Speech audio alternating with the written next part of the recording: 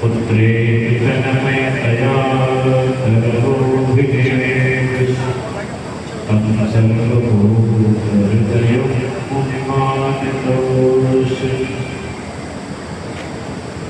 गुरुर्ब्रह्मा गुरुर्विष्णुर्गुरुर्देवो महेश्वरः गुरुर्साक्षात् परब्रह्म तस्मै श्रीगुरवे नमः। राधे मेरी स्वामिनी मैं राधे जगदास जन्म जन्म की जियो श्री वृंदावन दास। जिसने अपनी सौंप दी हाथ प्रभु के डोर कभी उड़ सकती नहीं पकड़े नंद किशोर। हे पार्थ के सारथी तुमको कोटि प्रणाम मेरे मन की भी कहो अपने हाथ लगाओ। जय जय श्री राधा रमन जय जय नवल किशोर जय गोपी किशोर प्रभु जय जय माखन चोर। बोलिए श्री वृंदावन बिहारी लाल की जय। परमात्मा की असीम अनुकंपा से आज इस सत्संग में सम्मिलित होने का सौभाग्य प्राप्त हुआ। भगवान की प्रतिष्ठा उत्सव में सम्मिलित होने का सौभाग्य प्राप्त हुआ। मेरे बहुत प्रिय आदरणीय श्री कुमार सिंह जी देगा साहब जिन्होंने कुछ दिन पहले नोएडा की पूरी जेल को बदलाव बना दिया था। बहुत सुंदर श्रीमद् भागवत कथा का आयोजन कराया था जहाँ पूरा जेल के अंदर वृंदावन जैसा माहौल था। आज वैसा ही अपने गांव में ही वृंदावन बना दिया। जहाँ भगवान का सत्संग होता है वहाँ 33 करोड़ देवताओं का वास होता है और भगवान की कथा और सत्संग ये सहज में नहीं मिलता है। भागवत जी ने लिखा है भाग्योदयेन बहुजन्म समर्पितेन सत्संगमं चलते पुरुषो यदा वै। जब हमारे कई जन्म के पूर्ण हुए होते हैं तब कहीं सत्संग आदि में प्राप्त होता है। तो हमारा भी बड़ा सौभाग्य है कि ऐसे कार्यक्रम में मुझे सम्मिलित होने का अवसर मिला।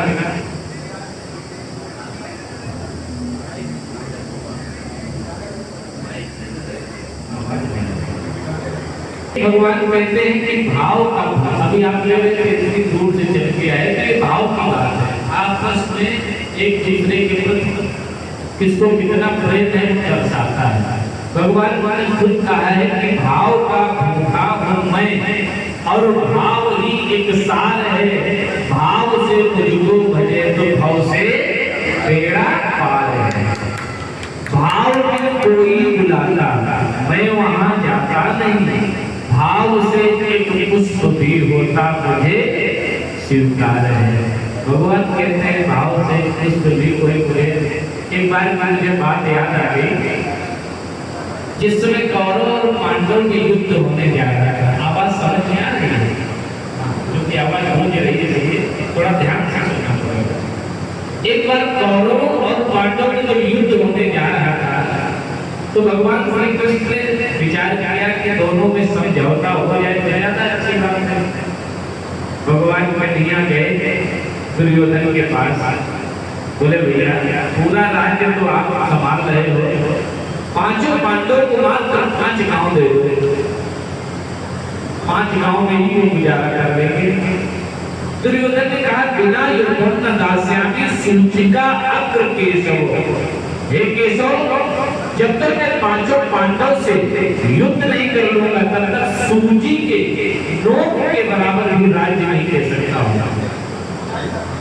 तो भगवान ने कहा तुम ये युद्ध चाहते हो तो नोट कर लो, तुम्हारी पराजय और पांचों पांडवों की विजय हुई। इतना तय करके प्रभु जब जाने लगे तो दुर्योधन ने कहा महाराज एक क्षण रुक जाओ। भगवान खड़े खड़े दुर्योधन एक सोने की कटोरी में बनाम का हलवा ले आए। दुर्योधन ने कहा महाराज घर घर में माखन मिश्री चुरा चुरा के खाते रहे, ये बादाम का हलवा कहाँ नसीब है इसे खा लिया। भगवान ने सोचा ये दुष्ट अभिमान से खिला रहा है। देखिए भोजन दो ही परिस्थिति में किया जाता है, या तो भोजन कराने वाला अत्यंत श्रद्धावान हो और या फिर भोजन करने वाला अत्यंत भूखा हो। ना तो ये दुष्ट श्रद्धावान है और ना मैं भूखा हूँ। भगवान ने उस बादाम के हलवा का त्याग कर दिया, छोड़ दिया, बिना खाए वहां से चल पड़े, आगे चले। भूखे तो बहुत जोर है, 4 दिन के लंघन किए हैं। याद आया कहाँ जाए, यहीं पर काका विदुर रहते हैं। चल देखिए प्रेम की बात, काका विदुर के यहाँ पे काका विदुर बाजार गए थे। काकी विदुरानी अंदर स्नान कर रही थी, दिवस में स्नान कर रही है। भगवान कन्हैया ने कुंडी खटखटाई। भगवान कन्हैया की आवाज सुनकर के काकी विदुरानी ने कुंडी खोल दी। जैसे कुंडी खोली है भगवान ने कहा काकी अरे काकी कनी खोल दे कि मारे आज। तो मैंने सुनी कन्हैया को ध्यान नहीं उचित गयो। काकी विदुरानी कन्हैया की आवाज सुनकर के काकी विदुरानी का ध्यान टूट गया और काकी विदुरानी ने कुंडी खोल दी। देखा विशंबर में काकी मेरी नगन है, तो पीतांबर धारी ने पीतांबर पलट दियो। पीतांबर धारी के पीतांबर फेंकत ही पीतांबर काकी के कमर महल पिट गयो। काकी विदुरानी ने कन्हैया का हाथ पकड़ा और भीतर गए। आसन के लिए चौकी उठा लाई, चौकी को उल्टा करके डाल दिया। इतने प्रेम में बावरी है, इतनी उत्साह में है, पावा ऊपर कर दिए। भगवान के वैसे ही उल्टी चौकी पर बैठ गए। प्रभु ने कहा कि काकी बहुत जोर भूख लगी है, कुछ मिल जाए। काकी ने कहा कुछ है नहीं, कुछ घर पे व्यवस्था नहीं है। केला शाम को काका लाए थे, वो खाओगे। देखिए जब तक हमारे प्रेम में उस परमात्मा की प्रति खोट होगी तब तक तो हमें मनाना पड़ेगा, उस भगवान को बुलाना पड़ेगा।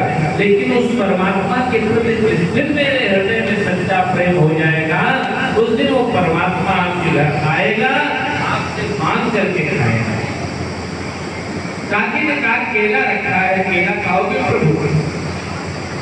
प्रभु ने कहा खा लेंगे। काकी विदुरानी केला लेकर के आई, केला छीला, दूधा लत से आगे में फेंक देती और छिलका भगवान को खिला देती।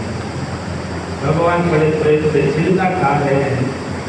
तब तक उधर से काका विदुर जी आ गए। काका विदुर ने देखा उल्टी चौकी पर बैठ गए थे। भगवान विदुरानी को डांटा, जाओ पहले कपड़े पहनो, और कन्हैया की बाहें पकड़ के उठाया, चौकी को सीधा किया और केला लिया, प्रभु को खिलाने लगे। काका विदुर ने कहा कन्हैया आनंद आया। कन्हैया ने कहा काका ऐसा आनंद कभी नहीं आया। बोले दशरथ घर जन्म लीनो व्यंजन को खायो काका, पर स्वाद नाही पायो जे तो चिलकन माही पायो है। अब की यशोदा घर जन्म लीनो माखन को खायो काका, पर स्वाद नाही पायो जे तो छिलकन माही पायो है। काका जितना आपके प्रेम के छिलकों में आनंद आया इतना आनंद कभी नहीं आया। कहने का भाव ये है कि भाव की प्रधानता होनी चाहिए, परमात्मा भाव का होता है। बोलिए बाल कृष्ण लाल की। हमारा जो परम सौभाग्य है कि बच्चा